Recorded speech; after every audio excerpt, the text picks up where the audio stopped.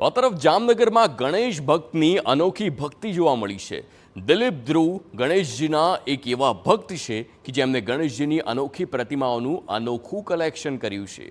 તેઓએ છેલ્લા 40 વર્ષમાં અલગ અલગ જગ્યાએ વિવિધ શહેરોમાંથી આશરે 4000થી વધુ ગણેશજીના વિવિધ સ્વરૂપાકાર અને વસ્તુઓ એકઠી કરી છે। 800 જેટલી મૂર્તિ, 1500 ગણેશજીના ફોટા, 250 વુડન ફ્રેમ સહિતની અનેક વસ્તુઓમાં ગણેશજીની કૃતિ જોવા મળે છે।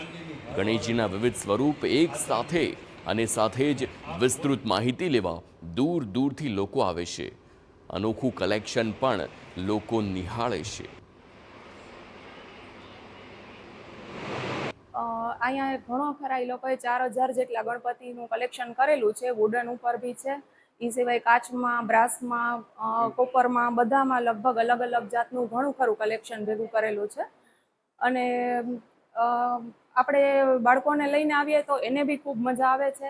ઇવન અમારા રિલેટિવ્સ બી એમ કહે છે કે અમારે અહીંયા જોવા આવું છે। અમારા ફ્રેન્ડ સર્કલ, યોગા ગ્રુપવાળા, એ બધાને લઈને હું અહીંયા આવેલી છું અને લગભગ બધાના પાછા બી ફોન આવે કે અમે જોવા આવશું।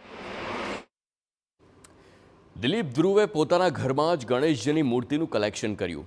ખાસ વાત એ છે કે અલગ અલગ પ્રકારની 2000થી વધુ શ્રીજીની પ્રતિમાઓનું કલેક્શન એક જ જગ્યાએ જોવા મળે છે, જે માટે વર્ષોનો સમય લાગ્યો છે અને લાખો રૂપિયાનો ખર્ચ પણ થયો છે।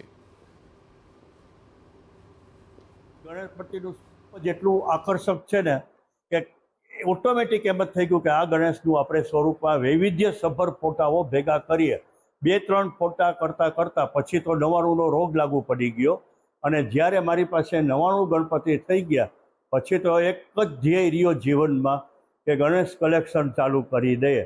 અને આજે એના ફળ સ્વરૂપે મારી પાસે સુંદર મજાની ગણેશ ગેલેરી છે કે જે આપ જોઈ રહ્યા છો